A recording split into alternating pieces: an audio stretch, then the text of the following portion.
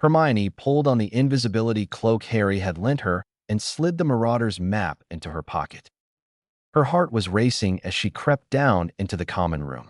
She chose a spot behind the large green leather sofa, close to the entrance. 1 o'clock struck. A faint sound made Hermione freeze, footsteps descending from the boys' dormitory. She tightened the cloak around herself and looked up to see more clearly. It was Draco. Nervous, Hermione watched him move toward the passageway and open it, and she no longer hesitated, knowing the timing would be tight. In one swift motion, she slipped in right behind him, so close she feared for a moment she'd be discovered. She hadn't expected him to turn back. Suddenly, she was trapped in the doorway, caught between the stone frame at her back and Draco's torso in front of her. They were close enough that she could almost feel the warmth radiating from him through the cloak. At that distance, she could make out the pallor of his skin, the faint blue vein pulsing at his neck. Her knees nearly gave way. Draco had gone stretched on, torturously long. One slightest movement, one whisper of sound, and she'd be revealed. She shifted a fraction of a step, sliding her back along the cold wall to escape that suffocating proximity. The stone scraped softly against her sleeve, and she prayed that tiny noise hadn't betrayed her. Draco didn't move. He remained tense for a few more seconds, his gray eyes sweeping the darkness as though searching the invisible. Then, slowly, he closed the door, lifted his wand. Illugio Occultar. His body blurred and vanished into thin air. He strode quickly down the empty corridor. Hermione stayed plastered against the wall, trembling. For a moment, she had truly thought he had felt her. Next time, if there was a next time, she would wait for him outside the common room. She quickly pulled the Marauder's map from her pocket. It was the only way not to lose him. The tiny animated dots clearly showed that Draco Malfoy was moving through the corridors. She followed at a distance, clutching the cloak tightly around herself. They crossed several deserted corridors before Draco reached the area that had collapsed recently, the part of the castle now off limits. There, he made himself visible again, slipped through the magical barrier protecting the entrance, and entered the maze formed by the fallen stones. Lumos. Hermione followed close behind. Draco's wand cast a faint glow, stretching long shadows across the walls. He moved cautiously but without hesitation, glancing now and then at his left arm before choosing a direction, as though something beneath his sleeve was guiding him. 3 months earlier. Chapter 1. Last Dinner on Privet Drive. Number 4. Privet Drive looked indistinguishable from every other house on the street. Square, impeccably tidy, with a garden trimmed so perfectly it seemed artificial. To any passerby, nothing suggested that the Dursleys' home had sheltered, for years, the boy who had ended the most terrible war the wizarding world had ever known. Harry himself felt no resentment at all as he looked at the beige, utterly ordinary facade. After all, he had only one evening left to spend here. One last. The Dursleys had only returned to Privet Drive a few weeks earlier. For an entire year, they had been forced to abandon their home on the recommendation of the Order of the Phoenix, as it had become a potential target for Voldemort and his followers. Now that the threat had vanished, they had moved their belongings back in, restored their garden, as if nothing had ever changed. As if that strange interlude had never existed. Harry pushed open the door. Inside, the smell of roast filled the house, and Dudley, who now had almost no resemblance to the chubby baby he had once been, was awkwardly helping his mother set the table. Vernon Dursley was adjusting his tie in the living room mirror, as though preparing for a business dinner. "Ah, there you are," Vernon said when he noticed him, in a tone more curt than welcoming. 18 years, Petunia squeaked, placing a steaming dish on the table. "We couldn't very well let that go by without marking the occasion." She gestured at the chair across from Dudley without looking up. Harry sat, an uncertain smile tugging at his lips. Vernon cleared his throat, red-faced and uncomfortable. "Listen, boy, well, Harry, this dinner tonight, you're leaving for good, aren't you?" "Yes," Harry replied. "I just came to make sure you were able to come back home safely. I'm moving to London. I won't be returning." The silence that followed was odd, heavy, but not hostile. Dudley stared at his plate. Vernon fiddled with his fork. And Petunia, suddenly, dared to lift her eyes to her nephew. "Are you safe now?" she asked, her voice taut. The question surprised Harry more than he cared to admit. He merely nodded. "As safe as I can be." A brief flicker crossed his aunt's gaze, something between relief and a regret she would never voice. "You're quite certain that Voldemort is gone?" Petunia whispered. "Yes," Harry answered calmly. "And you're not going to bring trouble here?" Vernon added, cheeks reddening. "No, you have nothing to fear anymore." Vernon Dursley, mustache twitching, studied his nephew. "So, Harry," he said, clearing his throat loudly, "now that all that is over, you're going to, well, are you planning on finding a job?" Harry looked up, surprised. "A job?" "Yes," Vernon grumbled. "A real position. Not those odd things. It's high time you took on some responsibility." Harry held his gaze without answering. After a few seconds of hesitation, Vernon pulled an envelope from the inside pocket of his jacket. He set it in front of Harry stiffly. Harry blinked, confused, and opened it. A sheet listed, line after line, extravagant amounts charged for every meal, every pair of socks, every night spent under their roof. A bill for a childhood he had never asked for. He didn't respond. No need. The Dursleys' resentment spoke clearly enough through that slip of paper. Dinner continued in an atmosphere that was almost normal. In the center of the table sat a small cake covered in white icing, without candles. Instead of "Happy Birthday," it simply read "Good Riddance," clumsily traced with a bit of colored sugar. Harry knew at once that Petunia had made it. Compared to Dudley's lavish cakes, this one looked pitiful, tiny, too small to share. Yet it was the first cake he had ever received from them. The ambiguity tightened his throat. When the meal was over, he went up to his old, tiny bedroom. The walls still bore faint marks where his Quidditch posters had once hung, carefully removed. Everything was empty. A white glimmer caught his eye near the window, a small feather wedged between two boards. Hedwig. A silent guilt rose within him. He picked up the down feather carefully, as though the slightest breath might erase it, and stared at it for a moment. During those suffocating summers with the Dursleys, Hedwig had been his only companion, sharing his captivity behind the bars of a cage far too small. Her unwavering loyalty contrasted painfully with the carelessness of a teenager who believed he had time. The cage rarely cleaned, the forgotten thanks, the affection too seldom shown. If he could go back, he promised himself he would treat her as she had always deserved, cherished and honored for her devotion. Harry tucked the relic gently into his wallet. It was all he had left of her. He sat on the bed and looked around the room. A place that had been a prison, then a refuge, then merely a stop on the way. Now it was over. No more privet drive. No more invisible bars between him and the rest of the world. A soft knock at the door made him jump. Dudley peeked in, uncomfortable. "Happy birthday," he mumbled. "And good luck out there." Harry smiled, genuinely. "Thanks, Dudley." When he came back downstairs, the Dursleys were waiting for him in the hallway. They escorted him to the door, as though wanting to be absolutely sure he would leave. Vernon shook his hand stiffly. Petunia gave a small nod. Harry stepped over the threshold. The door slammed shut behind him. As soon as he passed the front gate, a deep, coarse laugh echoed inside the house. Vernon's, no doubt.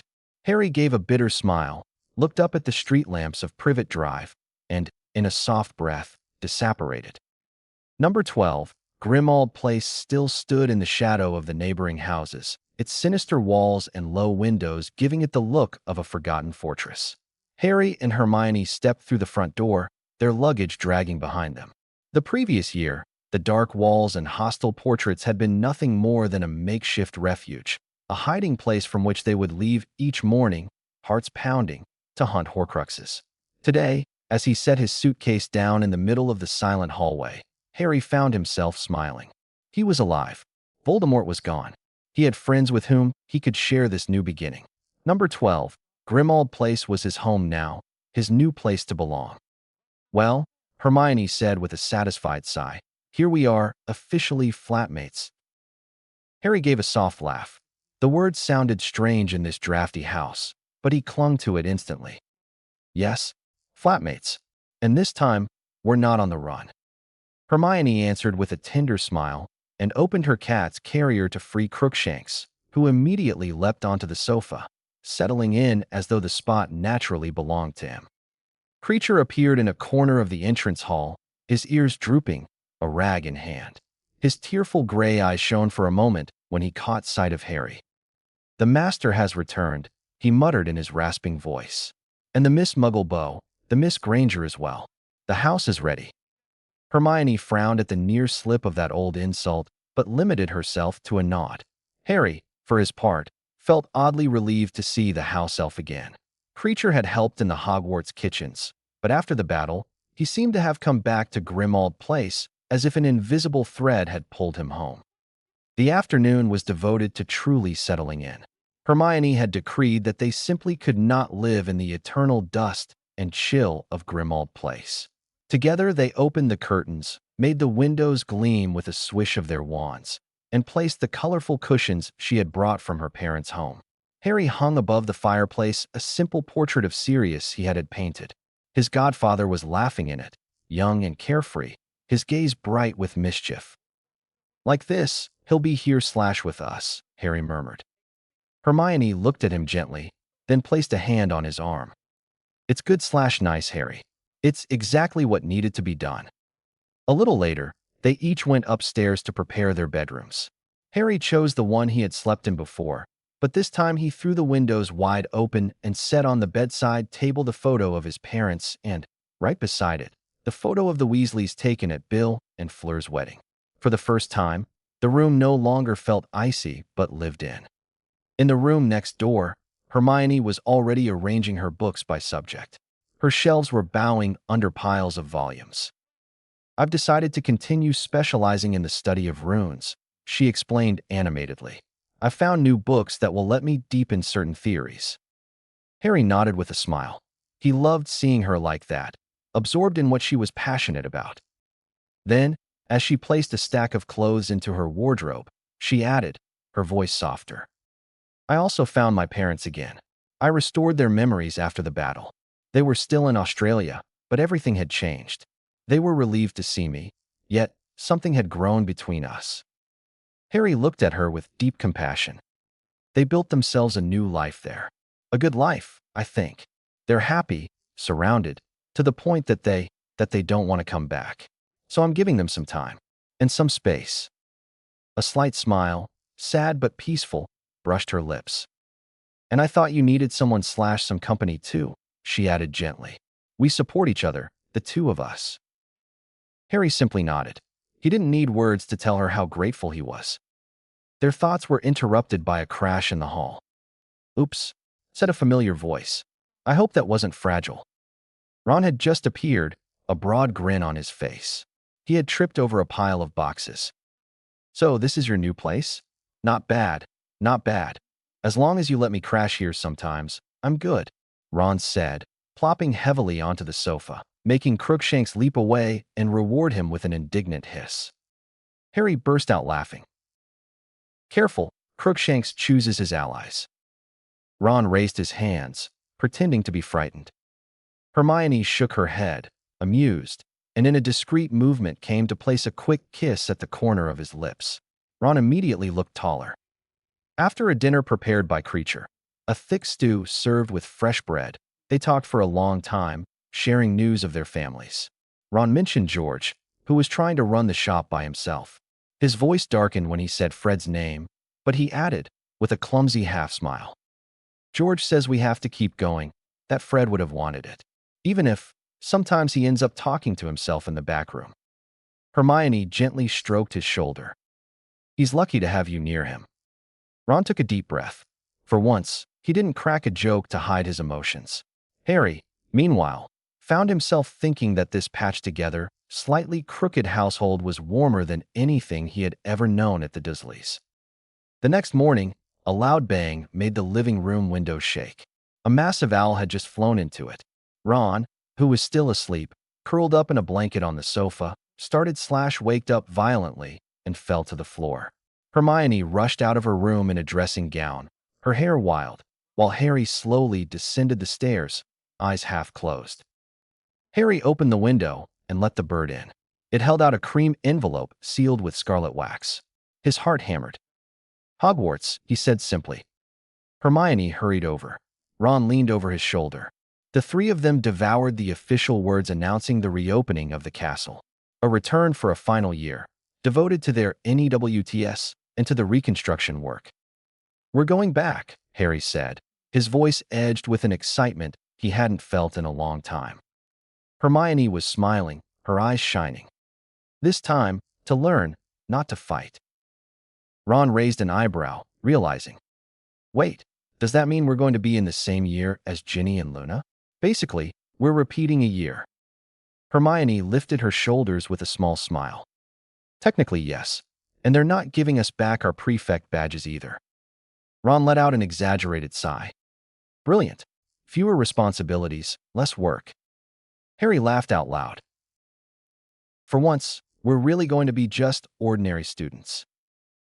The next morning, Harry, Hermione, and Ron left 12 Grimmauld Place early. The silent square vanished behind them with a sharp crack. They had just apparat into Diagon Alley. The first thing that struck them was the light. A year earlier, the alley had been dull, eaten away by fear and desolation. But that morning, under the August sun, the cobblestones looked brighter, the shopfronts livelier. Some facades still bore the scars of battles, missing stones, mismatched panes of glass. And yet a fresh breath stirred through the street. Every witch and wizard seemed determined to repaint the world in brighter colors than before. "Look at that," Ron exclaimed, pointing to a stall where a witch was selling floating ice cream cones that danced above the heads of passers-by. "It's like the war never happened." Hermione shot him a look that was half reproachful, half amused. "Ron, you know perfectly well they're doing all this because the war did happen, to show that life goes on." They walked on together, passing familiar faces. Several witches and wizards stopped to greet Harry with respectful nods, and sometimes a hesitant handshake. Harry, embarrassed, replied with a quick smile before hurrying toward the next shop. "Still a star," Ron muttered teasingly. Harry flushed and preferred to change the subject. "Let's go see George." The colorful sign seemed to defy the laws of gravity. Weasley's Wizard Wheezes. The shop window overflowed with improbable products. Jumping sweets, hats that blew bubbles, confetti boxes, bright fireworks. George, standing behind the counter, waved enthusiastically, his smile almost too wide for his thinner face. "The heroes of Hogwarts themselves," he proclaimed, stepping out from behind a pile of boxes. Come in, and admire the latest masterpiece from Weasley's." He immediately pulled them toward the back room to show a display covered with a purple cloth. "I made this thinking of Fred," George said with a wink. With theatrical flair, he whipped the cloth away. 3 small, oval mirrors appeared, set into ridiculously ornate golden frames. "The laughing looker mirrors," George explained. "Go on, look inside." Ron leaned in first and burst out laughing. His reflection had a tiny head perched on a gigantic body, and his ears were flapping like a rabbit's. Hermione couldn't help but giggle when her turn came, as her double displayed wild, ginger Weasley-like hair. Finally, Harry stepped forward. In the mirror, he saw his glasses 3 times the size of his head and his lightning scar glowing like a neon sign. At that moment, a familiar laugh echoed through the room, and a clear voice called, "Hey, Harry, don't let it go to your head." Harry felt a wave of warmth rise to his face, and a tightness gripped his heart. That voice, that laugh, it was Fred. George, who had been watching Harry closely, lowered his voice a little. "I captured his laugh and his voice in a spell. This way, he's still with us, every time we pull a prank." Hermione's eyes were shining. Ron turned his head away, but his trembling smile spoke for him. "He would have loved it," Harry murmured. George nodded, and a moment later he was cheerfully presenting them with a box of new joke sweets, as if nothing had happened. But Harry, Hermione, and Ron knew that this little object, that mirror, was probably the shop's most beautiful invention. When they stepped outside, the street felt almost too quiet compared to the colorful chaos they had left behind. George had stuffed several bags into their hands. overflowing with explosive sweets, self-inflating pillows, and, of course, a little laughing looker mirror, special for close friends, free edition, as he had called it. I'm glad we saw him like that, Hermione said thoughtfully as they walked. George seems better. Yeah, Ron replied with a faint smile. Even if he tries to hide it, I think it does him good to feel useful again. Fred would be proud of him. Harry nodded. He was still thinking about the laugh that had echoed through the mirror and the sudden pang in his heart. But he knew Fred wouldn't have wanted tears or silence. They continued their back-to-school shopping, moving from one shop to the next. Madame Malkin welcomed them warmly to take their measurements for new robes. Ron struggled with a measuring tape that seemed determined to strangle him. Harry, for his part, felt a strange jolt when he saw his reflection in the mirror. He was no longer the scrawny 11-year-old boy. His face now bore the features of a young man shaped by hardship, broader shoulders, a steadier gaze, though the memory of darker years still flickered in his eyes. At flourish and blots, Hermione nearly disappeared beneath a stack of ruined books and arithmancy tomes. When the bookseller approached Ron to serve him, Ron protested with his arms crossed. I just need 1 or 2 books to sleep on. If you slept on your books more often, you might learn by osmosis, Hermione snapped back. Harry burst out laughing as Ron stuck his tongue out behind her back. At last, loaded with parcels, the three of them sat down at a table outside the leaky cauldron. The sun was slowly sinking over the rooftops of Diagon Alley, and the air was still filled with the scents of simmering cauldrons, fresh parchment, and licorice treats. Well, Ron said, biting into a caramel tart, I think we've got everything. Robes, wands checked, textbooks, potion supplies. We're ready for the new term. Hermione nodded, pensive. It'll be a strange year, she said softly. Everything has changed, and yet, we're going back as if it were the natural next step. That's exactly it, Harry replied, looking at his two friends. It's what we wanted, to get our normal life back. A normal life, you say? A gigantic shadow fell across the table. Hagrid, red-faced and smiling, was striding toward them with determined steps. I knew you wouldn't leave without a last drink. He sat down with a satisfied sigh, the bench cracking under his weight, and immediately ordered a tankard of butterbeer. So, ready for the new school year? He asked cheerfully. Almost, Ron replied. You must already know who the new professors are, right? Hagrid puffed out his chest, his eyes twinkling. Now, can't say a word. The headmistress made me promise not to spill the beans. But there'll be some good ones, I guarantee ya. Not even a tiny hint, Hermione asked with a smile. Well, for defense against the dark arts, Hagrid said, leaning toward them. They finally found someone. Name's Professor Kalen Morgan. A funny bloke, if ya ask me. Specialist in spectral phenomena. Ghosts, poltergeists, revenants. Anything that floats, creaks, or howls at midnight. Charming, Ron grumbled. Yeah, Hagrid muttered. Not sure Peeves'll like him much. Word is, the new guy wants to restore a bit of order in the afterlife around the castle. He's already asked the headmistress for a list of entities not attached to a house. You mean he wants to expel Peeves? Harry choked out. Release wandering spirits, he says, Hagrid adduced, making air quotes with his enormous fingers. Met him real quick. Speaks like a book, whisperin' all the time, like he's afraid awaken the dead. He sounds fascinating, Hermione said, already intrigued. It would be interesting to study the exact nature of magical spirits, wouldn't it? Or suicidal, Ron muttered. Peeves will drive him mad before Christmas. The three friends exchanged amused looks.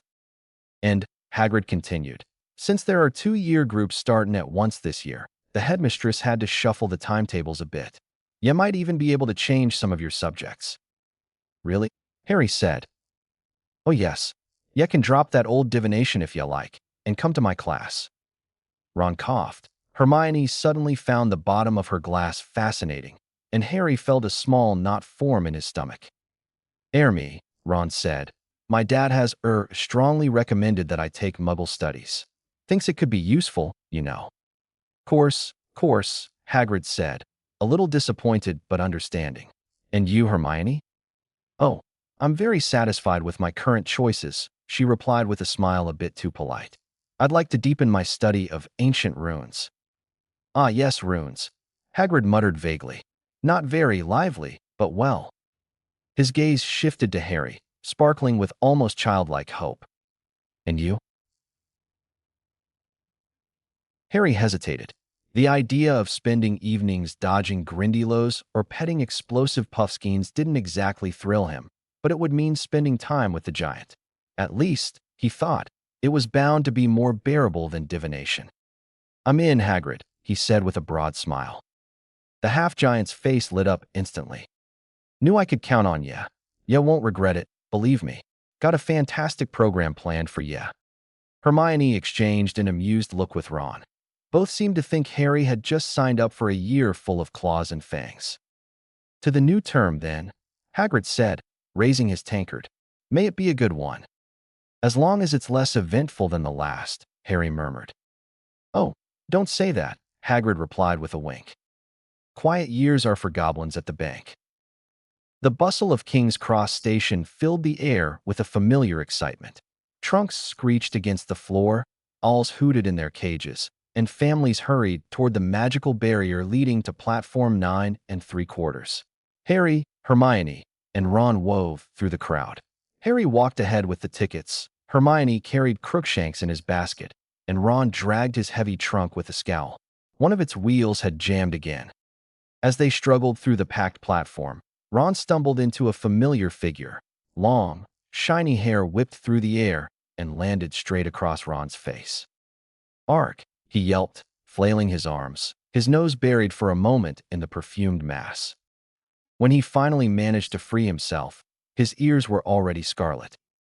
Oh, Lavender. Sorry, he exclaimed, startled as he straightened up. Your perfume is, quite nice, he stammered, eyes wide. The girl smiled just a bit too brightly. No harm done, Ron. Then she disappeared into the crowd. Ron watched her go, then turned toward Hermione. Really, Ronald? That's the best you could come up with. Well, I was just trying to be polite. Ron defended himself, blushing. Polite or not, I don't want to hear your comments about your ex-girlfriend. Ron opened his mouth, closed it, then muttered something unintelligible. Harry pretended to watch the pigeons flapping back and forth so he wouldn't burst into laughter. It reminded him painfully of the countless arguments he'd heard between the two of them over the years, a sort of irritating but strangely reassuring ritual. At last, they passed through the barrier, and the Hogwarts Express appeared in a cloud of scarlet steam. After trying a few compartments, they finally found one already occupied by their friends. Neville Longbottom gave them a big, slightly awkward smile, and Luna Lovegood was reading the Quibbler, balancing it precariously on her knees. Harry, Neville exclaimed, jumping to his feet. Harry shook his hand warmly. Hi, Harry said with a smile. Good to see you. Luna lifted her head, her pale eyes settling on them as if she had been expecting their arrival. I hoped you would come, she said softly. Ginny arrived just behind them, and they all sat down, squeezed together but happy to be reunited. Outside the compartment, whispers soon began. 3 fourth-year girls were walking past again and again, giggling and staring at Neville. Do you think it's him? Whispered one. Of course it is, I recognize him. I was there, said another. And he destroyed Voldemort's beast, added the third, eyes wide. Neville turned crimson. Oh, enough of that, he muttered, turning away. I wish everyone would just forget that story. Ron burst out laughing. You're kidding, right? You've got your own fans now, Longbottom. Look at them. They look ready to ask for your autograph. Neville rolled his eyes, but Harry noticed he still wore a small, satisfied smile. It was true that Neville had changed. His cheeks were a little less round now, revealing sharper features. His shoulders had broadened, and he stood straighter, head held high, as though the victory over Voldemort had given him a backbone he'd never quite dared to use. He spoke with a steadier, firmer voice, and even his awkward smile seemed warmer than before. He was nothing like the shy boy who had lost his toad more than once. Harry was struck by this new confidence, subtle, but undeniable. The looks Neville drew weren't accidental. The girls certainly hadn't forgotten the image of him brandishing the sword of Gryffindor against the giant serpent. The conversation quickly drifted to what awaited them at Hogwarts. McGonagall reopened the castle, Ginny said. Repairs are almost done, apparently. But some rooms are still unusable. That's normal, Hermione said seriously. The important thing is that students can go back to class. Harry looked at his friends and nodded. And yet, he could feel this return wasn't ordinary. Hogwarts wasn't just a school anymore. It was a place of scars. Neville seemed to read his thoughts. Do you think people will forgive? He asked quietly. Forgive the Slytherins, I mean. A silence fell. Even Luna lowered the quibbler. Some of them fled, Ginny admitted. Others fought with us, remember? Slughorn rallied his house at the end. But there were some who betrayed us, and that's not something you forget easily. Hermione crossed her arms. You can't judge an entire house for the mistakes of a few. I saw Gryffindors act like cowards, and I saw Slytherins protecting younger students. Easy for you to say, Ron retorted. I mean, we've all suffered from some of their behavior, you know. Even you, Hermione. You've had to deal with their smugness more than once. Neville shrugged. Things have changed. If we want Hogwarts to become home for everyone again, we have to start somewhere. Harry immediately thought of the worst family of all. And the Malfoys? He murmured. Everyone turned toward him. Lucius is in Azkaban, Ginny said with satisfaction. Narcissa escaped prison because of what she did. In the end, she saved you, Harry. All eyes fell on him, but Harry pretended not to notice. And Draco? He's free, Hermione said simply. They exchanged a look heavy with unspoken thoughts. The train kept moving, carrying their memories and their worries with it. Outside, the countryside rolled by, peaceful and green. Harry felt a slight weight settle against his shoulder. Ginny had just laid her head there, her long red hair cascading down his arm. For a moment he stiffened, a little surprised, then a gentle warmth spread through his chest. There was nothing spectacular in the gesture, nothing loud.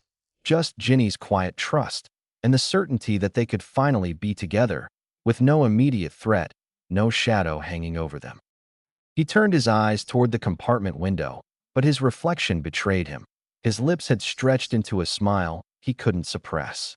His heart was beating faster, not from nervousness, but from a deep, simple joy. Ginny had her eyes closed, peaceful, and for the first time in years, he told himself he was exactly where he was meant to be. Hermione, sitting next to Ron, had pulled out her brand-new copy of Grammar of Ancient Runes. She immersed herself in its pages while Ron, clearly annoyed at being ignored, tried to rest his head on her shoulder. Just 2 minutes, he murmured. Ron, you're blocking the light, she protested without looking up, the altercation with Lavender Brown still too fresh in her mind. Seriously? I'm just trying to be close to you. She sighed, shifted her seat slightly to regain the perfect angle with the window, and resumed reading. Harry caught the scene. He wasn't the type of person to compare, but the contrast was striking. He and Ginny, nestled against each other like two pieces of a puzzle, and Ron and Hermione, always a little out of sync, as if they couldn't quite agree on how to be happy together. The Hogwarts Express finally slowed down, its brakes screeching and making the trunks tremble. Students immediately leaned toward the windows, eager to catch sight of the castle's familiar silhouette. But it wasn't quite the same Hogwarts as before. In the distance, beyond the shimmering lake, the gray towers still stood proudly, but some walls were draped with enchanted tarps glowing softly in the dusk. Stone scaffolding moved on its own, as if guided by an invisible hand, and repair spells burst into bluish sparks against the cracks in the stone. It feels strange seeing it like this, Ginny whispered. At least it's still standing, Neville replied firmly. Luna, meanwhile, observed the outline of the castle with a dreamy expression. It looks like it's still breathing, she said. Like an old tree, wounded but alive. Hermione gave her a tender smile.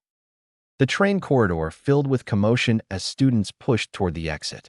Ron, wedged between two overexcited first years, grumbled as he tried to retrieve the platform. The lanterns of Hogsmeade lit up emotional faces and reunions. Hagrid's tall silhouette emerged from the crowd, his beard even bushier than usual. "First year's this way. Over here." Harry felt a warm rush seeing him. They exchanged a small nod, and Harry walked with the older students toward the carriages. Very quickly, a murmur rippled through the group. The Thestrals were waiting, black, skeletal forms with membranous wings that glinted faintly under the moon. Everyone knew what they were. Some had even ridden them before, but seeing them here, with their own eyes, tightened their chests. For they all knew that being able to see these creatures was no simple gift. It was the mark of those who had looked death in the eye. Their expressions grew still, emotional. A heavy silence settled. A small group of students in dark green robes approached, keeping slightly apart. The Slytherin crests gleamed on their chests. Most kept their heads lowered, avoiding the weighty stares that fell on them. At the center walked Draco Malfoy. Harry recognized him instantly, even though something had changed. Gone was the haughty arrogance that had always clung to him. No smirk, no hair slicked back to impress anyone. His features looked more drawn, his gaze fixed straight ahead, as if refusing to see the others. "Look, there's Malfoy," Ron muttered, clenching his fists. "Let it go," Hermione said softly. Harry said nothing. He simply watched the silhouette of his former enemy, thinner now, almost fragile among his own. A Malfoy walking in the shadow of a past too heavy to bear. And for the first time, Harry wondered what this return to Hogwarts meant for him. The enchanted ceiling of the great hall reflected shades of slate and copper, mirroring the storm brewing outside. The 4 long tables were once again set, but the atmosphere had none of the carefree warmth of previous years. Harry, Ron, and Hermione sat instinctively at the Gryffindor table, glad to return to their familiar place beneath the fluttering scarlet banners. But before they had time to settle, McGonagall stepped forward, straight, austere, her glasses catching the glow of the candles. "Welcome to you all," she said in a clear voice that instantly drowned out the murmurs. "Welcome to this new year at Hogwarts. I know many of you are returning after difficult times, and I want to say how grateful we are to see you back safely." She paused, letting her words settle in the air. "This year, Hogwarts is adapting to new needs. You will soon notice many changes among our staff. But allow me first to introduce the professor who will guide you in a brand new subject, essential to our school, Reconstruction. This is Professor Thaddeus Wren, specialist in magical architecture and restorative enchantments. He will teach you how to repair buildings, and, by analogy, yourselves and the bonds that unite us." She cast a quick glance at the man beside her. Professor Wren nodded politely. A soft murmur rippled through the students. "Furthermore," she continued, "we are entering a new era. Hogwarts is a place of knowledge, but also of unity. And there can be no unity if we remain trapped in our old divisions." A tense silence fell. "That is why, starting tonight, all students, new and returning, will be resorted by the Sorting Hat. New placements will be assigned to encourage house cohesion." A wave of shock swept across the room. Neville nearly fell off the bench. "What? But we've already been sorted," protested Ron, jumping to his feet. "Mr. Weasley, I understand your reaction, but please sit down. This decision is final." McGonagall's tone left no room for argument. The tables were cleared, and a long line formed before the dais where the Sorting Hat sat. Ron, Harry, and Hermione found themselves behind Draco Malfoy, Pansy Parkinson, and the hulking Goyle. Ron muttered under his breath, "Oh, Malfoy, what would your father say if you ended up in Hufflepuff?" "Oh, wait. He can't say anything anymore," muzzled in Azkaban. Draco's face barely twitched, but his icy stare cut through Ron like a blade. He replied in a dry, almost detached tone, "Perhaps, but at least my father isn't dead." A heavy silence crushed the line. Harry felt his stomach twist, and Ron paled instantly, realizing he had hurt his best friend far more than his sworn enemy. Hermione stepped forward, furious. "You didn't have to say that, Malfoy." And Ron, "Stop picking fights." Draco turned to her, cold and cutting. "Ah, Granger, always barking to defend your friends. Easy to see who holds the leash in your trio. Sit, Weasley. Hermione bit her lip, stung despite herself. Harry felt the tension tighten like a wire, ready to snap, but the line was already moving, and the first name was called. One by one, students stepped forward, each result bringing its own surprises. Lisa Turpin and Michael Corner, originally Ravenclaws, were sent to Slytherin. When the hat was placed on Ron's head, it hesitated a long moment before announcing, Hufflepuff. Ron went pale as he walked off, glancing back at his lifelong companions. Goyle followed, also to Hufflepuff. A ripple of amused whispers spread across the room at the sight of the former brute joining Ron under the yellow banner. Harry, unsurprisingly, returned to his usual house. Gryffindor. Neville followed soon after, glowing with newfound confidence. Ginny, however, stared in shock when the hat cried, Ravenclaw. She joined the blue and bronze table amid friendly applause. Millicent Bulstrode joined her moments later. Gryffindor, the hat proclaimed when Luna Lovegood stepped up, sending her to Harry and Neville. Then came Draco. Slytherin, the hat barked without a moment's hesitation. Pansy followed him. Hermione stepped forward, her heart pounding. She expected Gryffindor, or at worst, Ravenclaw. But the instant touched her head, it exclaimed, Ah, Miss Granger, exclaimed the hat, brilliant in Ravenclaw. Yes, courageous in Gryffindor, naturally. But your place now is with those you must learn to understand, if you truly wish to change things. Your place is Slytherin. A shock rippled through the hall. Hermione, pale as a sheet, removed the sorting hat as if stunned and walked toward the green-clad table under dozens of bewildered stares. Students turned to look, incredulous. Ron, mouth wide open, nearly swallowed his own tongue. Harry felt his stomach tighten. Lavender Brown was called just after, and she too joined Slytherin, prompting a few nervous laughs. Hermione no longer heard anything. She sat stiff as a board, facing hostile or curious faces that stared at her, and for a brief moment, she met Draco Malfoy's pale, unreadable gaze. Once all the students had been redistributed, whispers and murmurs filled the great hall. Ron sat among the Hufflepuffs, his face red, fists clenched, glaring furiously at the teachers. Harry, true to himself, tried to smile, but felt a small emptiness where Ron and Hermione used to be. Neville, seated next to Harry, patted his shoulder with a timid smile. Don't worry, Harry, it'll be fine. We'll manage. At the Slytherin table, the welcome Hermione received was not warm, not hostile, but icy, tinged with irony. Pansy Parkinson looked her up and down with a smug little smile, while Blaise Zabini examined her with a mix of curiosity and skepticism.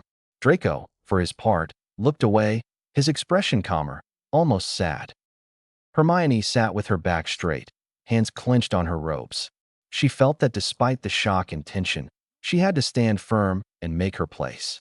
The sorting hat had made its decision. Now it was up to her to prove it wasn't a punishment, but an opportunity.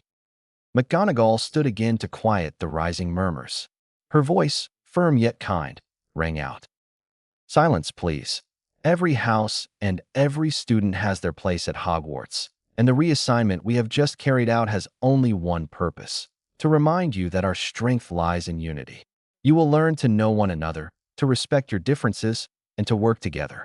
This castle is a home for each of you, and we count on your commitment to keep it so. She paused briefly, adjusting her glasses. I must also add, she said more sternly, that due to ongoing repairs, it is strictly forbidden to enter any areas at risk of collapse, clearly marked with safety barriers. Her gaze lingered for a second on the Gryffindor table, where a few students suddenly found their napkins extremely fascinating. In a corner, Filch fidgeted with excitement, waving his register as if afraid the headmistress might forget his part of the rules. Yes, yes, McGonagall sighed, rolling her eyes slightly. As every year, I remind you to be respectful to the staff, not to perform magic in the corridors, and to note that any object deemed too dangerous or ridiculously noisy, whether from Zonkos or the Weasley twins, will be confiscated and never returned. She gave Filch a tight smile. He seemed to practically glow with satisfaction. Now, she concluded more softly, may this year be peaceful for you, and may it bring each of you the means to make it better. Enjoy your meal. A respectful silence followed, punctuated by a few nods. Students resumed their conversations more quietly, each reflecting on the new organization. The feast was served, though many had little appetite. The prefects led the small group of newcomers through a maze of corridors that sank deeper and deeper into the bowels of the castle. The torches fixed to the walls cast a greenish flame, throwing trembling shadows over the damp stone. The air grew colder. Hermione observed every detail intently. She felt as though she were walking into another world, far from what she had imagined when reading Hogwarts, a history. As they approached a bend, Hermione slowed down despite herself. A muffled, trembling voice reached her from a corner of the corridor. I don't want to be here," sobbed a small boy. "My parents will hate me. They wanted me to be in Gryffindor." An older student was crouching beside him, comforting him in a low but steady voice. "Your parents will understand. The other houses say all sorts of things about us. Being a Slytherin doesn't mean being bad. It means knowing what you want and fighting to get it. You'll find a second family here." The boy lifted his tearful eyes, hesitant. The older student then whispered, almost solemnly, "Remember this. A Slytherin always defends their own. Always." Then, with a half-smile, "Come on, wipe those tears. A Slytherin doesn't snivel." The boy nodded, still trembling. Hermione stood frozen, listening with uneasy fascination. But the older student abruptly raised his pale eyes and caught her staring. "Looking for your way," he snapped. Flushing, she hurried to catch up with Lavender. At last, the prefect stopped before a blank stretch of wall, with no door or handle. One of them turned to the group. "Here is the entrance to our common room. You can only enter with the password. It changes regularly. This week, it's heritage." At the word, the stone melted away, revealing a rounded opening. The student stepped through. Hermione gasped. The Slytherin common room stretched out beneath the lake. Emerald light from the depths filtered through tall windows, casting long shadows across the stone walls. Heavy black leather armchairs and deep sofas were arranged before a vast carved fireplace. The vaulted ceiling, supported by massive stone arches, gave the place an imposing, almost ceremonial air. It wasn't welcoming or warm like Gryffindor's. It was impressive, intimidating, imbued with a dark elegance that sent a chill down her spine. She and Lavender approached an empty sofa. Simply sitting down felt like regaining their footing after such a bewildering evening. But their respite didn't last. Determined footsteps echoed behind them. Theodore Nott, Blaise Zabini, and Pansy Parkinson entered with confident strides, followed by Draco Malfoy. "Get up," Pansy ordered, chin lifted. "Why?" Lavender dared to ask, confused. "Because that seat isn't for you," Zabini replied, without raising his voice. Hermione clenched her teeth, but stood. Lavender, ashamed, did the same. Without a word or glance, Malfoy settled into the armchair Hermione had occupied seconds earlier. He raised his hand lazily. Instantly, flames roared to life in the hearth, casting shifting reflections across his companions' faces. Theo stood on the right, Pansy perched on the armrest, and Zabini lounged farther away. The message was clear. There were rules here, rules Hermione and Lavender did not know, and no one intended to explain them. The girls were then led to their dormitories. The four-poster beds, draped with heavy green curtains, were already prepared. Their trunks had been neatly arranged by the house elves. Hermione had been separated from Lavender. "This one is yours," said a voice behind her. A tall seventh-year girl pointed to a bed near the wall. Her eyes gleamed with a mixture of caution and amusement. She added softly, "You'll see. You just need to understand the rhythm of the house, the alliances, the hierarchy. A Slytherin must first prove their loyalty." But as soon as the words were spoken, she drew her emerald curtain shut, ending the conversation. One by one, the other girls did the same. Within moments, Hermione found herself alone in the dormitory, wrapped in thick silence. Hermione hesitated. Then she climbed into bed. Crookshanks immediately leapt onto her, heavy and reassuring. She stroked him, though her hands trembled slightly, and pulled him close. Under the dark green drapes, lulled by her cat's purring, she closed her eyes. The room was quiet, disturbed only by the steady breathing of the sleeping girls and the distant tick of the castle's clock. A single thought pressed in on her, stubborn and anxious. How was she supposed to prove her loyalty to a house that, for now, rejected her? She understood that earning the Slytherins' trust would be a challenge, not out of cruelty, but because every member had to prove themselves worthy. Hermione opened her eyes in the dim light. For a moment, she had no idea where she was. The vaulted ceiling of the dormitory, lined with dark stones and tapestries bearing green and silver crests, brought the memories of the previous night rushing back. The sounds drifting up from the common room finally pulled her from her thoughts. When she drew her curtain aside, she discovered that all of the girls had already left. She got ready quickly, tied her hair into a high ponytail, and headed down to breakfast. Hermione stepped into the great hall with a hesitant stride. The familiar clatter of magically filling plates, the scent of toast and pumpkin juice. Everything suddenly felt strangely different. Her eyes scanned the hall with a kind of urgency she hoped no one would notice. At the Gryffindor table, she spotted him at once. Harry, sitting beside Neville, was watching her with a sad look. Their eyes met, and for an instant Hermione felt a warm pang of familiarity. Like every first morning, like nearly every day for 6 years, she had only one instinct: to go sit beside him, pull out her timetable, and comment on the day's menu.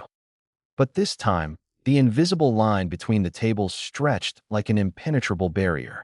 She looked away, throat tightening, and forced herself toward the long ribbon of green and silver where the Slytherins were already laughing among themselves. Her steps grew stiff, almost solemn, as though she needed to prove to everyone, and most of all to herself, that she belonged here. Harry was still watching her. She was certain of it. A burst of laughter caught her attention. At the Hufflepuff table, Ron, red-faced and hysterical, was gesturing wildly between two burly seventh years who already seemed to have adopted him. His plate overflowed with toast, and he hadn't even noticed her arrival. Hermione felt a sting of jealousy mixed with sadness. She drew a deep breath and sat among the Slytherins, fighting the sensation of being an intruder in her own school. Hermione pulled a plate toward herself and busied her hands by pouring pumpkin juice. She could feel several eyes on her, each one silently weighing her up. "Lost your way?" came a mocking voice from somewhere she couldn't immediately pinpoint. A sharp-featured fifth-year boy was giving her a polite smile, far too polished to be sincere. Beside him, a dark-haired girl whispered something in his ear, earning a muffled snicker. Hermione met their gaze, composed. "No, I'm in Slytherin now." "Right, of course," the boy murmured under his breath. "The first Mudblue." He didn't get the chance to finish. A clear, icy voice cracked through the air. "That's enough." Draco Malfoy had appeared behind him like a shadow. He hadn't raised his voice, yet the effect was instant. The boy froze, paled, and stared down at his plate. Draco sat at the end of the bench with deliberate slowness. He didn't look at Hermione, not even for a heartbeat. His precise movements as he poured tea and neatly cut into a croissant spoke for him. Authority without effort. "Pure blood theory," he murmured, almost mockingly. "We all know where that led." He lifted his eyes briefly toward the boy, a flicker of warning in them. "So keep your head down. Understood?" A heavy silence settled on the bench. No one dared reply. Hermione, however, felt a strange wave of relief, mixed with something more unsettling. Malfoy hadn't defended her. He had simply enforced the rules of his house. The world had changed, and in Slytherin, it was wiser to adapt. A little later, she caught Harry's eye again. He pointed at his plate, then lifted a finger subtly toward the exit. Hermione nodded quickly, downed her pumpkin juice in one swallow, and rushed out from the bench. Ron, having seen them pass, hurried after them. They met at the foot of the grand staircase. "Finally," Harry breathed. "How did it go?" Hermione pressed her lips together.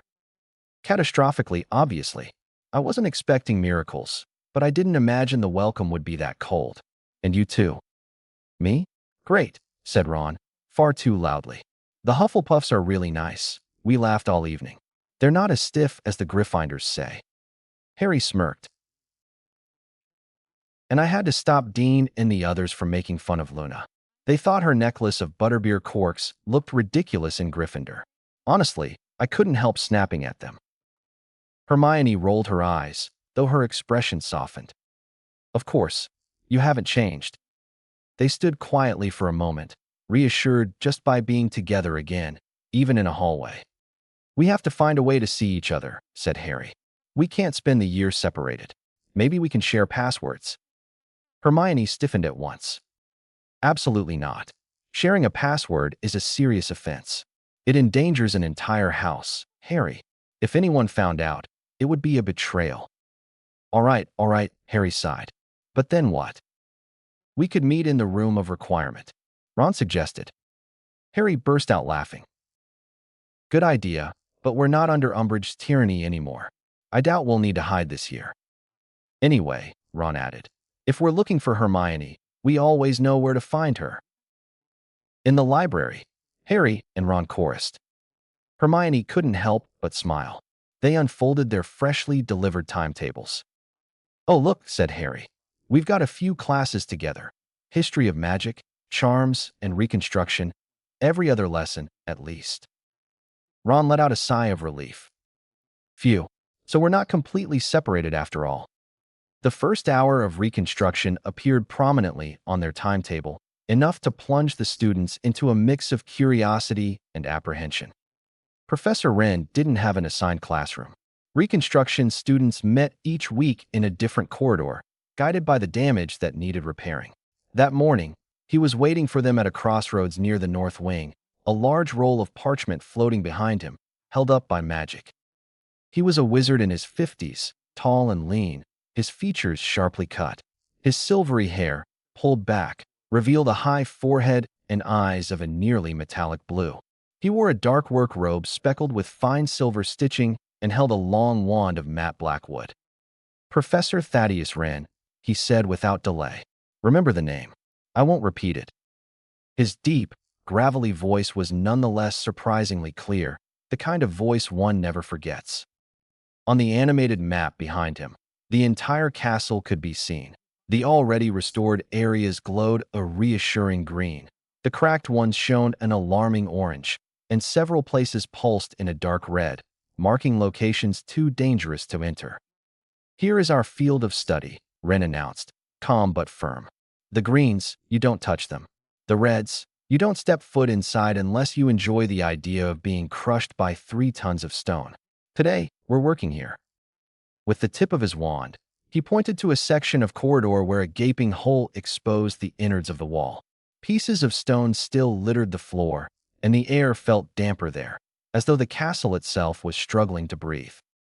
Reconstruction, he continued, walking slowly between the rows, is not just rebuilding walls. It's rebuilding trust, memory, and sometimes oneself. You are here to learn how to repair what has been broken, whether it's a stone, an object, or a bond.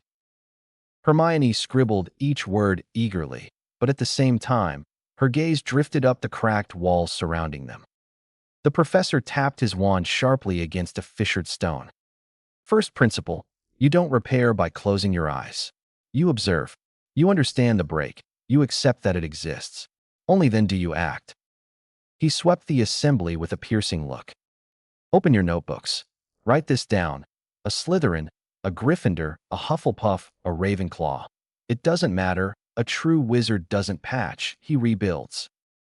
He stepped forward, examining each student in turn. Hermione felt her heartbeat quicken. As the students opened their notebooks, he explained how the class would work.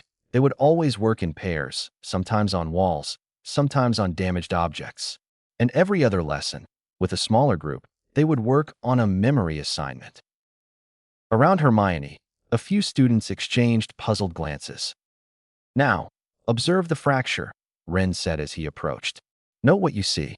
Evaluate the material, the spells that may have weakened it. Reconstruction begins in the mind before it moves to the hand. You work in pairs. While one wizard stabilizes the structure, the other removes the embedded spell and repairs the framework. But be careful. No magical plastering. Precision and focus only. Pairs formed quickly. Harry with Ginny, Hermione with Ron, Draco with Blaise. Neville immediately found himself surrounded by several seventh-year girls, all eager to volunteer as his partner. The former hero of the battle now had a new aura, one that seemed to surprise even him. Ron, slightly jealous, muttered to Harry. Someone should tell them I destroyed a Horcrux too. Hermione, who heard him, shot him a reproachful look that made him shrink instantly. Everyone got to work under Ren's vigilant eye. Ron tried to seal a crack by casting an overly enthusiastic reparo. The stone held for a moment as if it might stay, then shattered into 3 additional pieces. It almost worked, he protested, frowning. Ron, hissed Hermione, gripping her wand. You just made the collapse worse. At least I'm trying, he replied, feigning offense. Hermione closed her eyes to calm down, then cast a series of complex spells to stabilize the stone arch. The wall vibrated, seemed to solidify, then collapsed again in a cloud of dust. That, right there, is what happens when one of you does anything at all and the other desperately tries to fix everything, Ren commented without raising his voice. Miss Granger, you must learn to work with your partner, not against him. Hermione flushed scarlet and shot Ron a furious glare. He merely raised his eyebrows innocently. A little farther away, Harry and Ginny weren't doing much better. They were half laughing, nudging each other lightly. Ginny adjusted Harry's wand grip with a touch that looked more like affection than instruction. Meanwhile, the wall still waited for attention. Potter, Miss Weasley, snapped Ren. Do not let yourselves be distracted. Harry and Ginny exchanged a guilty look, though a complicit smile lingered on their lips. Meanwhile, Draco Malfoy worked with Blaise, who followed his instructions like a well-trained soldier. Their wall, nearly collapsed at first, rose steadily with methodical precision. Draco's spells flowed without hesitation, as though he had practiced these motions 1,000 times. Ren approached, hands clasped behind his back. Interesting, Malfoy. Very clean, very stable. One can recognize a certain habit. Ren fixed him for a second, his steely gaze seeming to probe deeper than the reconstructed stones. Now we must see where that habit comes from, and whether you can use it wisely. Draco, impassive, merely nodded. Hermione, watching from the corner of her eye, understood instantly. His knowledge of dark magic, of destructive rituals, gave him an advantage. They allowed him to identify the spell that had been used, and thus to find its counterspell more easily. Covered in dust, exasperated with Ron, she felt a sharp pang of bitterness tighten her chest. She had always been the model student, and now, in reconstruction, it was Malfoy who excelled. At the end of the lesson, Professor Wren snapped his parchment roll shut and dismissed the class. The students began dispersing down the corridor. Hermione was carefully packing her things, still annoyed that Ron had botched the last steps of the wall repair, when a low, mocking voice rose behind her. Why are you still bothering with that oaf? He drags you down. She turned around. Pansy was leaning casually against the wall, watching her with a smirk. You're a Slytherin now. You're meant for excellence. The silence that followed was heavy. Ron is my boyfriend, Hermione replied, her voice sounding firmer than she felt, and a very good wizard when he puts in the effort. Pansy shrugged slightly, clearly uninterested. If you say so. She walked around her and strolled away, leaving Hermione's heart pounding, unsure whether she was angry or unsettled by her words. Hermione joined Ron in the corridor, but Pansy's comments were still echoing in her mind as they headed to their next class. Harry and Ginny had already caught up ahead, arms wrapped around each other, still laughing at some half-whispered joke. They looked like they were floating rather than walking, carefree despite the dust on their robes. Behind them, Hermione and Ron walked more slowly. A heavy silence stretched between them before Ron, unable to hold back, blurted. You could try being a little less gloomy. This class isn't even for newts. It's just bricklaying. Bricklaying? Hermione repeated, incredulous. You haven't understood anything, Ron. If we don't repair the foundations properly, everything could collapse again. This castle is alive. It carries our secrets, our stories. Blah, blah, blah, Ron said, rolling his eyes. You always dramatize everything. And you never take anything seriously. Hermione shot back, her cheeks flushing. Their voices were beginning to rise when a strange noise interrupted them. A long sniffle, followed by a sharp, high-pitched sob, echoed around the corner. What the? Harry murmured, stopping short. They had reached the second-floor bathrooms. The swinging door was ajar, letting faint crying sounds seep out. Hermione frowned. It sounds like moaning Myrtle. Intrigued, they pushed the door gently and stepped inside. The air was cold and damp, as it always was in that decrepit restroom. Myrtle was floating above a sink, shaken by sobs. But there was another voice, another ghost, slumped crookedly on a pipe, moaning beside her. Harry's eyes widened. Professor Binns? The old ghost lifted his hazy gaze. His transparent glasses looked fogged with spectral tears. They dismissed me, he stammered in a trembling voice. The headmistress decided my lessons put students to sleep. Put them to sleep. As if it were my fault that history no longer interests them. They don't listen.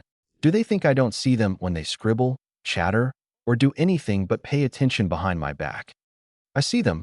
Oh yes, I see them well. All ungrateful. Myrtle nodded vigorously, her tears doubling.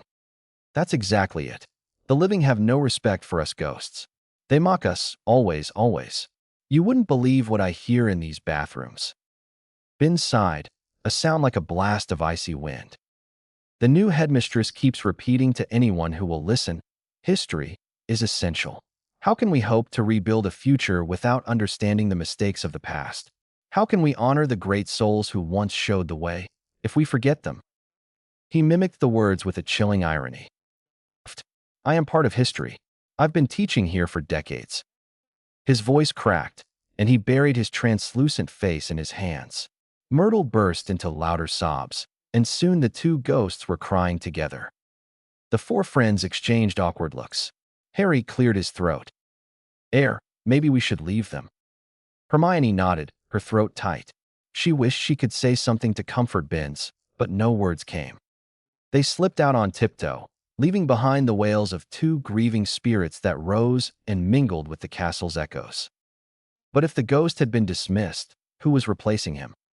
The first hour of reconstruction appeared prominently on their timetable, enough to plunge the students into a mix of curiosity and apprehension.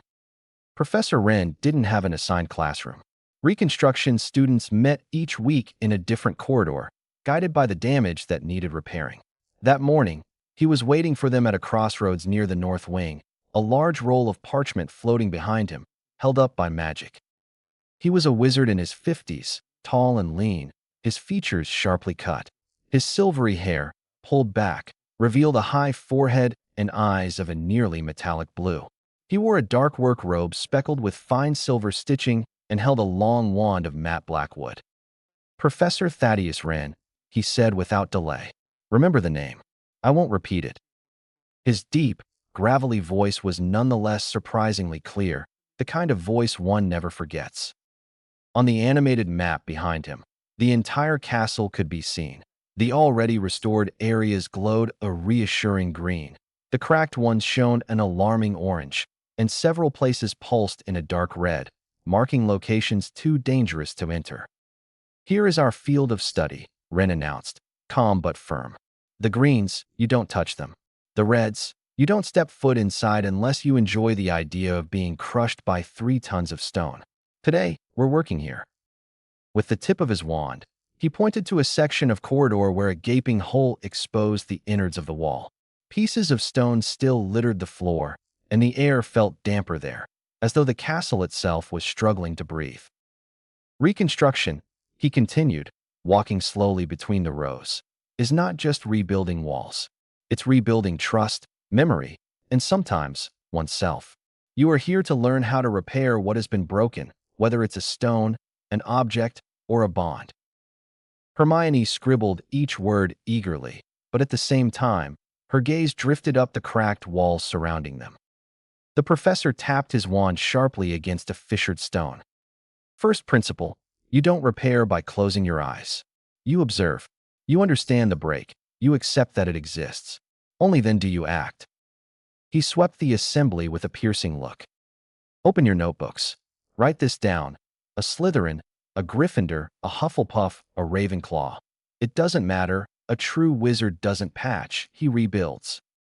He stepped forward, examining each student in turn. Hermione felt her heartbeat quicken. As the students opened their notebooks, he explained how the class would work. They would always work in pairs, sometimes on walls, sometimes on damaged objects. And every other lesson, with a smaller group, they would work on a memory assignment. Around Hermione, a few students exchanged puzzled glances. Now, observe the fracture, Ren said as he approached. Note what you see. Evaluate the material, the spells that may have weakened it. Reconstruction begins in the mind before it moves to the hand. You work in pairs. While one wizard stabilizes the structure, the other removes the embedded spell and repairs the framework. But be careful. No magical plastering. Precision and focus only. Pairs formed quickly. Harry with Ginny, Hermione with Ron, Draco with Blaise. Neville immediately found himself surrounded by several seventh-year girls, all eager to volunteer as his partner. The former hero of the battle now had a new aura, one that seemed to surprise even him. Ron, slightly jealous, muttered to Harry. Someone should tell them I destroyed a Horcrux too. Hermione, who heard him, shot him a reproachful look that made him shrink instantly. Everyone got to work under Ren's vigilant eye. Ron tried to seal a crack by casting an overly enthusiastic reparo. The stone held for a moment as if it might stay, then shattered into 3 additional pieces. It almost worked, he protested, frowning. Ron, hissed Hermione, gripping her wand. You just made the collapse worse. At least I'm trying, he replied, feigning offense. Hermione closed her eyes to calm down, then cast a series of complex spells to stabilize the stone arch. The wall vibrated, seemed to solidify, then collapsed again in a cloud of dust. That, right there, is what happens when one of you does anything at all and the other desperately tries to fix everything, Ren commented without raising his voice. Miss Granger, you must learn to work with your partner, not against him. Hermione flushed scarlet and shot Ron a furious glare. He merely raised his eyebrows innocently. A little farther away, Harry and Ginny weren't doing much better. They were half laughing, nudging each other lightly. Ginny adjusted Harry's wand grip with a touch that looked more like affection than instruction. Meanwhile, the wall still waited for attention. Potter, Miss Weasley, snapped Ren. Do not let yourselves be distracted. Harry and Ginny exchanged a guilty look, though a complicit smile lingered on their lips. Meanwhile, Draco Malfoy worked with Blaise, who followed his instructions like a well-trained soldier. Their wall, nearly collapsed at first, rose steadily with methodical precision. Draco's spells flowed without hesitation, as though he had practiced these motions 1,000 times. Ren approached, hands clasped behind his back. Interesting, Malfoy. Very clean, very stable. One can recognize a certain habit. Ren fixed him for a second, his steely gaze seeming to probe deeper than the reconstructed stones. Now we must see where that habit comes from, and whether you can use it wisely. Draco, impassive, merely nodded. Hermione, watching from the corner of her eye, understood instantly. His knowledge of dark magic, of destructive rituals, gave him an advantage. They allowed him to identify the spell that had been used, and thus to find its counterspell more easily. Covered in dust, exasperated with Ron, she felt a sharp pang of bitterness tighten her chest. She had always been the model student, and now, in reconstruction, it was Malfoy who excelled. At the end of the lesson, Professor Wren snapped his parchment roll shut and dismissed the class. The students began dispersing down the corridor. Hermione was carefully packing her things, still annoyed that Ron had botched the last steps of the wall repair, when a low, mocking voice rose behind her. Why are you still bothering with that oaf? He drags you down. She turned around. Pansy was leaning casually against the wall, watching her with a smirk. You're a Slytherin now? You're meant for excellence. The silence that followed was heavy. Ron is my boyfriend, Hermione replied, her voice sounding firmer than she felt, and a very good wizard when he puts in the effort. Pansy shrugged slightly, clearly uninterested. If you say so. She walked around her and strolled away, leaving Hermione's heart pounding, unsure whether she was angry or unsettled by her words. Hermione joined Ron in the corridor, but Pansy's comments were still echoing in her mind as they headed to their next class. Harry and Ginny had already caught up ahead, arms wrapped around each other, still laughing at some half-whispered joke. They looked like they were floating rather than walking, carefree despite the dust on their robes. Behind them, Hermione and Ron walked more slowly. A heavy silence stretched between them before Ron, unable to hold back, blurted, "You could try being a little less gloomy. This class isn't even for newts. It's just bricklaying." "Bricklaying?" Hermione repeated, incredulous. "You haven't understood anything, Ron. If we don't repair the foundations properly, everything could collapse again. This castle is alive. It carries our secrets, our stories." "Blah, blah, blah," Ron said, rolling his eyes. "You always dramatize everything. And you never take anything seriously." Hermione shot back, her cheeks flushing. Their voices were beginning to rise when a strange noise interrupted them. A long sniffle, followed by a sharp, high-pitched sob, echoed around the corner. "What the?" Harry murmured, stopping short. They had reached the second-floor bathrooms. The swinging door was ajar, letting faint crying sounds seep out.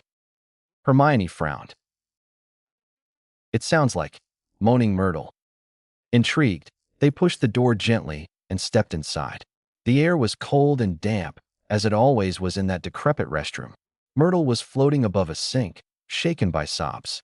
But there was another voice, another ghost, slumped crookedly on a pipe, moaning beside her. Harry's eyes widened. "Professor Binns?" The old ghost lifted his hazy gaze. His transparent glasses looked fogged with spectral tears. "They dismissed me," he stammered in a trembling voice. "The headmistress decided my lessons put students to sleep. Put them to sleep. As if it were my fault that history no longer interests them. They don't listen. Do they think I don't see them when they scribble, chatter, or do anything but pay attention behind my back? I see them. Oh yes, I see them well. All ungrateful." Myrtle nodded vigorously, her tears doubling. "That's exactly it. The living have no respect for us ghosts. They mock us, always, always. You wouldn't believe what I hear in these bathrooms." Binns sighed, a sound like a blast of icy wind. "The new headmistress keeps repeating to anyone who will listen, history is essential. How can we hope to rebuild a future without understanding the mistakes of the past? How can we honor the great souls who once showed the way, if we forget them?" He mimicked the words with a chilling irony. "I am part of history. I've been teaching here for decades." His voice cracked, and he buried his translucent face in his hands. Myrtle burst into louder sobs, and soon the two ghosts were crying together. The four friends exchanged awkward looks. Harry cleared his throat. Maybe we should leave them." Hermione nodded, her throat tight. She wished she could say something to comfort Binns, but no words came. They slipped out on tiptoe, leaving behind the wails of two grieving spirits that rose and mingled with the castle's echoes. But if the ghost had been dismissed, who was replacing him? The potions classroom, with its damp walls and shelves crowded with vials, awaited her. Hermione found again the familiar and sometimes hostile stares of the Slytherins. In the front row, Draco Malfoy sat down with studied nonchalance, a smirk already poised to challenge her. Slughorn's syrupy voice rose, announcing jovially, "Today, my dear friends, we will be testing your limits with a preparation that is, let us say, demanding. We will attempt the Clear Eye Potion, very useful for sharpening alertness. Be careful. One ingredient mismeasured and you'll end up with green mush, or worse, an explosive. You have 20 minutes. Hermione frowned. She knew the recipe. She also knew it required extreme precision.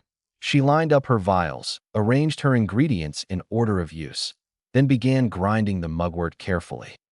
The classroom hummed with concentrated silence, disturbed only by the crackling of cauldrons and the rustling of pages.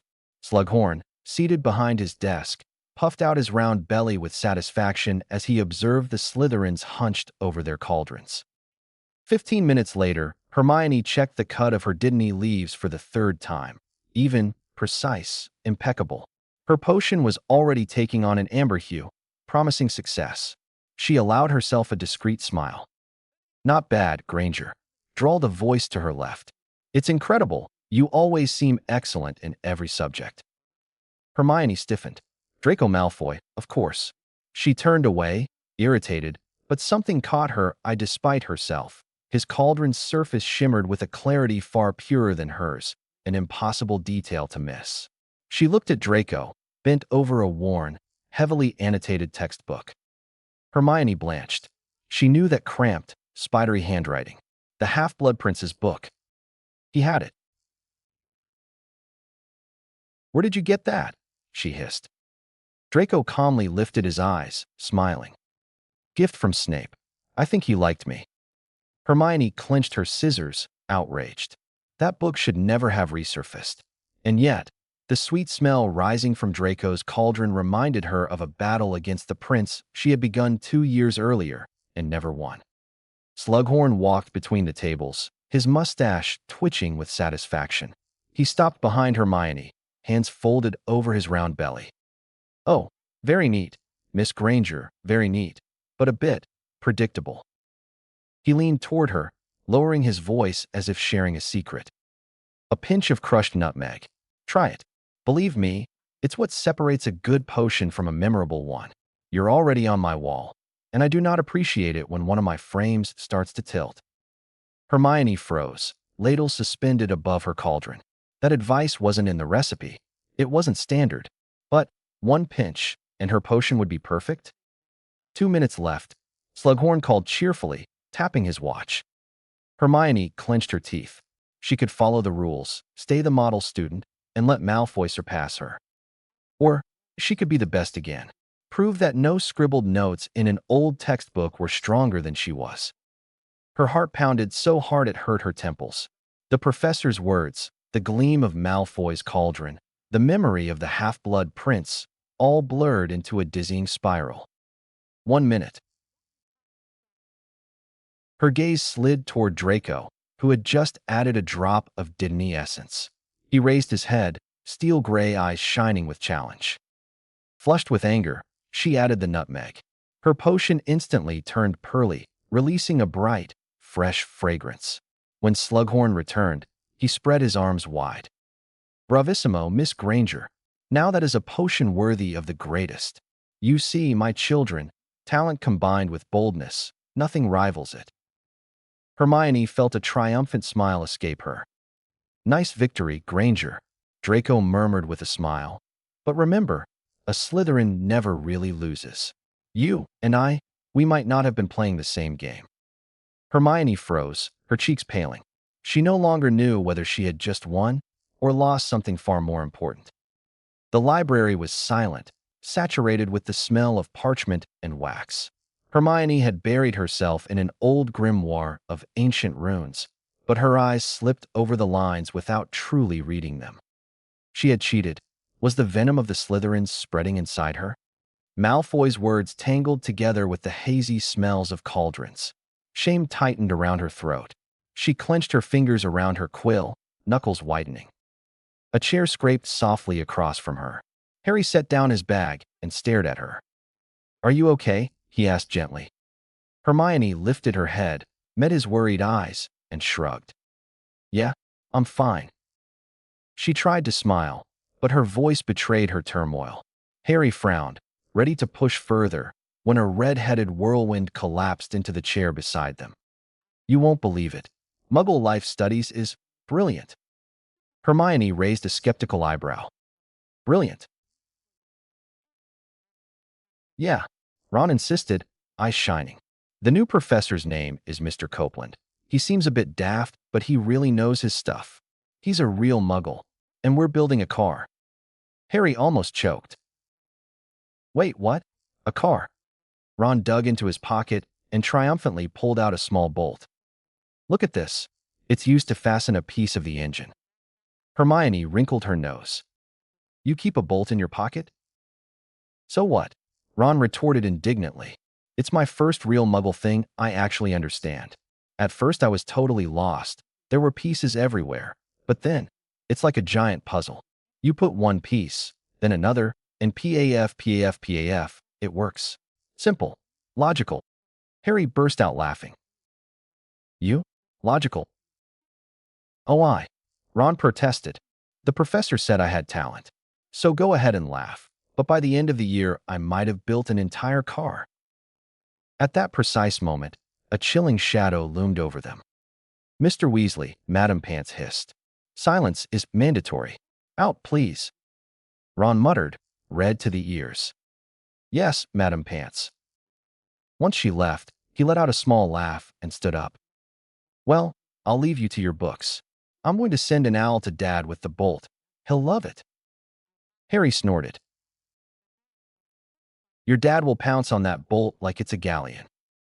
Exactly, Ron replied, delighted. And he vanished between the shelves, clearly over the moon. Harry and Hermione stayed alone at their table. Harry, thoughtful, murmured, Don't you think he's different since he ended up in Hufflepuff? Hermione closed her book, pensive. He's no longer in your shadow, nor under my thumb. He has to move forward on his own, and that's exactly what's allowing him to flourish. A comfortable silence settled. Then Harry smiled slightly. In the end, it suits him. Hufflepuff? Hermione asked. No, being happy. Hermione let out a small laugh. While we, she said, rolling her eyes, are doomed to be the chosen one with suicidal responsibilities and Miss Know-It-all obsessed with exams. Exactly. We're not fun, Harry admitted with an ironic grimace. The defense against the dark arts classroom seemed to have lost everything that once gave it charm. The walls, whitewashed, reflected such a harsh light that they seemed to swallow the shadows whole. The curtains were gone, the desks perfectly aligned, every surface gleaming with a sickly shine. No paintings, no maps, not even a book on the desk. Everything had been emptied, scrubbed, polished until it resembled an autopsy table. The Gryffindor and Ravenclaw students took their seats in this laboratory-like decor, suppressing a shiver. The only sound was the muffled scrape of chairs against stone. The door opened without a sound. Professor Morgan entered. He wasn't tall, rather frail, in fact, and wore a pale, too long coat whose hems brushed the floor. His livid skin contrasted sharply with his dark, penetrating eyes. He moved like a shadow propelled by a cold, deliberate will. Good morning, he murmured. The word drifted in the air, barely audible. The students leaned forward instinctively, as if afraid to miss what would come next. My name is Morgan, he whispered. I am your new defense against the dark arts professor, and I will teach you to cleanse the wizarding world. A murmur rippled through the room.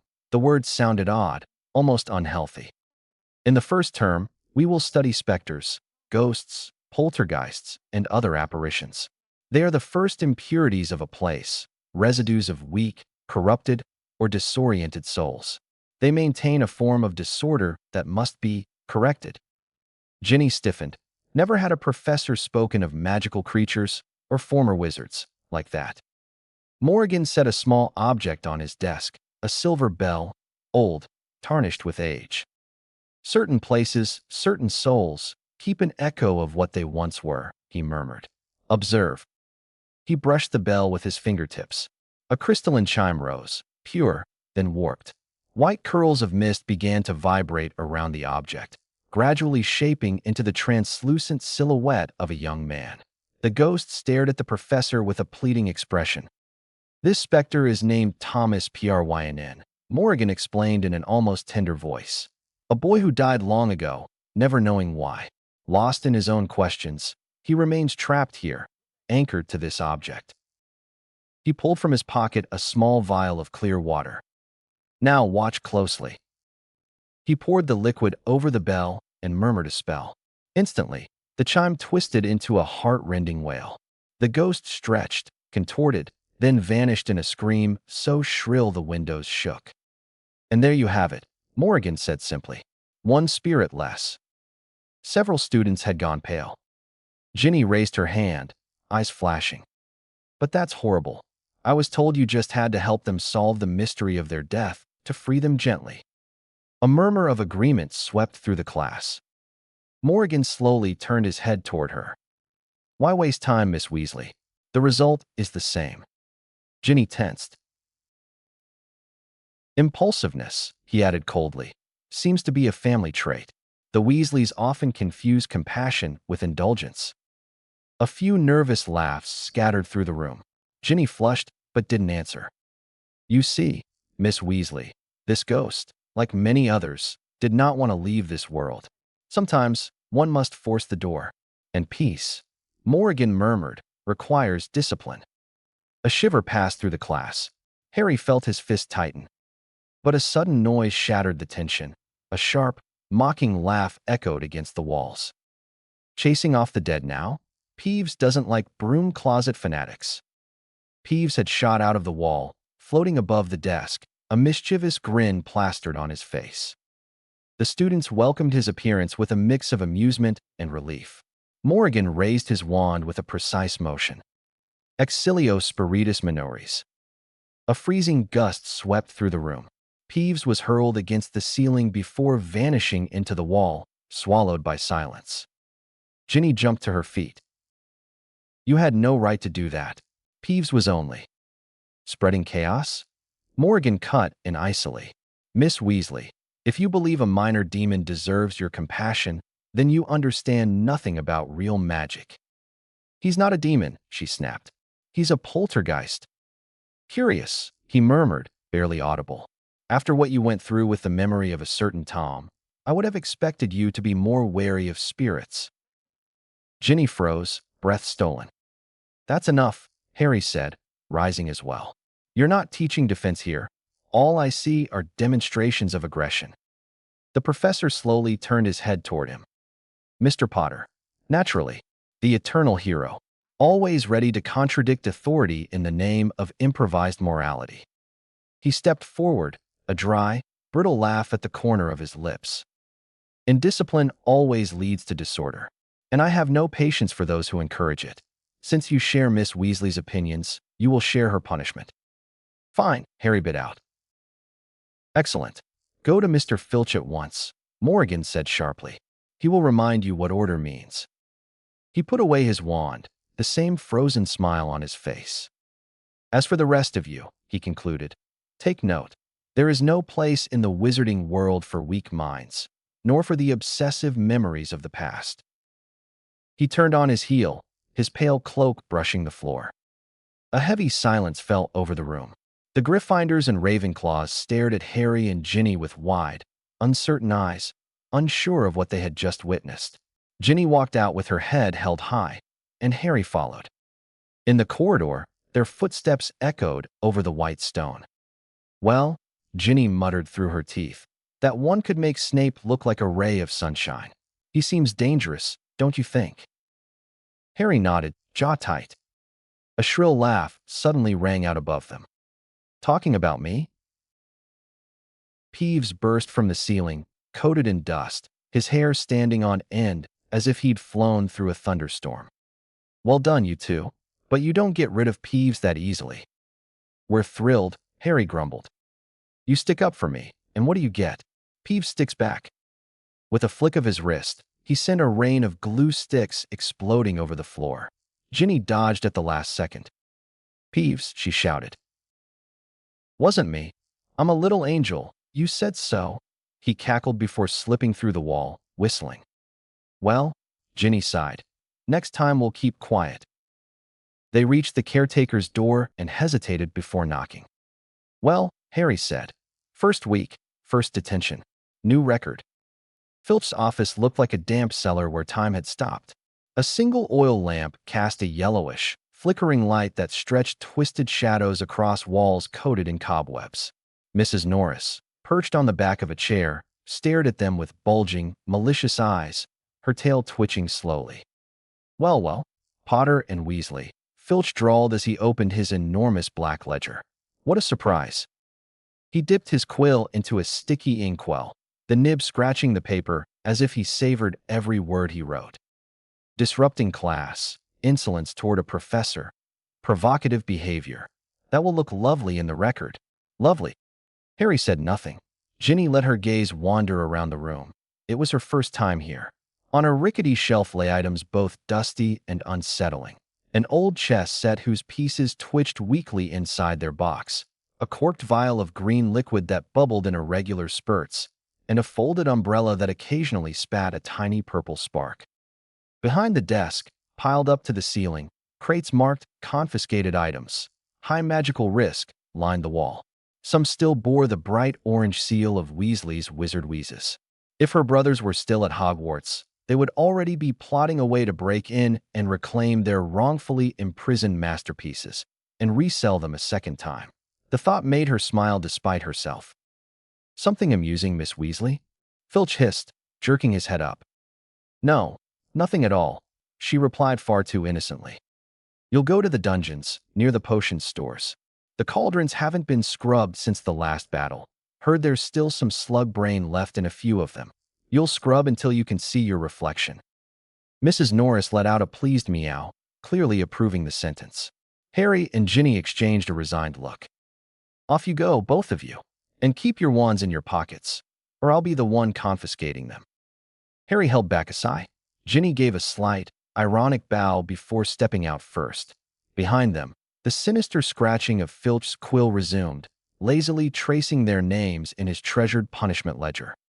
Of the new teachers introduced so far, which one intrigues or appeals to you the most?